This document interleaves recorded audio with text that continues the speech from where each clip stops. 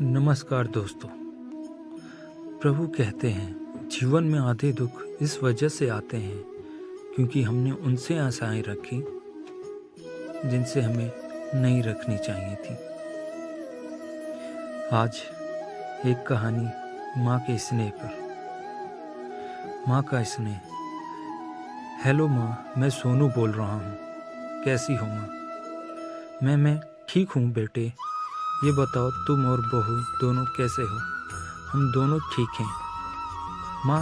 आपकी बहुत याद आती है। अच्छा सुनो माँ, मैं अगले महीने इंडिया आ रहा हूँ तुम्हें लेने। क्या? हाँ माँ, अब हम सब साथ ही रहेंगे। मधु कह रही थी माँ जी को अमेरिका ले आओ, वहाँ अकेली बहुत परेशान हो रही होंगी। हेलो, सुन रही हो माँ? हाँ बेटे। बूढ़ी आंखों से खुशी की आंसू धारा बह निकली। बेटे और बहू का प्यार नस नस में दौड़ने लगा। जीवन के 70 साल गुजर चुकी आशा देवी ने जल्दी से अपने पल्लू से आंसू पोंछे और बेटे से बात करने लगी।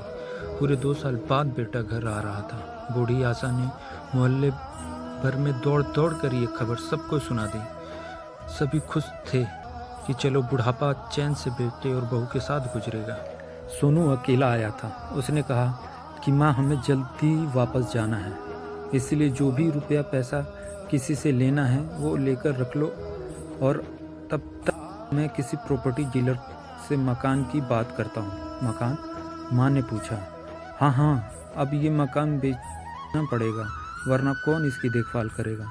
हम सब तो अब अमेरिका में ही रहेंगे। बूढ़ी आंखों ने मकान को कोने कोने को ऐसे निहारा जैसे कि अबोध बच्चे को सहला रही हो। आनन फानन और औने पौने दाम में सोनू ने मकान बेच दिया। आशा देवी ने जरूरी सामान समेटा जिससे उनको बहुत ज़्यादा लगाव था। सोनू टैक्सी मंगवा चुका था। एयरपोर्ट पहुंचकर सोनू ने कहा, माँ तुम यहाँ बैठो, मैं अंदर जाकर सामान की जांच और बोर्डिंग और वीज़ा का काम निपटा लेता हूँ। ठीक है बेटे। आशा देवी वहीं पास की बेंच पर बैठ गई। काफ़ी समय बीत चुका था। बाहर बैठी आशा देवी बार बार उस दरवाजे की तरफ देख रही थी जिसमें सोनू गया था, लेकिन अभी तक बाहर नहीं आया। शायद अंदर बहुत भीड़ होगी, सोचकर बूढ़ी आंखें फिर से टकटकी लगाने।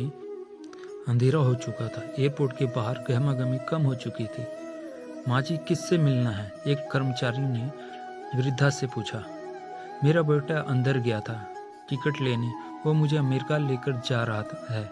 आशा देवी ने घबरा कर कहा। लेकिन अंदर तो कोई पैसेंजर नहीं है। अमेरिका जाने वाली फ्लाइटें तो दोपहर में ही चली गई। क्या नाम था आपके बेटे का? कर्मचारी ने सवाल किया। सोनू। आशा देवी के चेहरे पे चिंता की लकीरें उभर आई। कर्मचारी अंदर गया और कुछ देर बाद बाहर आकर बोला, माँ जी, आपका बेटा सोनू तो अमेरिका जाने वाली फ्लाइट से कब का जा चुका। क्या? वृद्धा की आंखों से आंसुओं का सैलाब फूट पड़ा। बूढ़ी माँ का रोम रोम कांप उठा। किसी तरह वापस घर पहुंची जो अब बिक चुका था। रात में घर के बाहर चबूतरे पे ही सो गई। सुबह ही तो दयालु मकान मालिक ने एक कमरा रहने को दे दिया। पति की पेंशन से घर का किराया और खाने का काम चलने लगा। समय गुजरने लगा। एक दिन मकान मालिक ने वृद्धा से पूछा, माँ जी, क्यों नहीं आप अपने किसी रिश्तेदार के यहाँ चली जाएं? अब आपकी उम्र भी बहुत हो गई, अकेली कब तक रह पाएंगी? हाँ, चली तो जाऊं, लेकिन कल को मेरा बेटा आया तो यहाँ फिर कौन उसका ख्याल रखेगा? आँख से आंसू आने लगे दोस्तों। विनती, माँ बाप का दिल कभी मत दुखाना। शिक्षा, माँ तो माँ होती है। कहते हैं ना, कुर्बान कर दो अपनी सारी जिंदगी अपनी माँ के कदमों में यारो। दुनिया में यही एक मोहब्बत है जिसमें बेवफाई नहीं होती। धन्यवाद दोस्तों।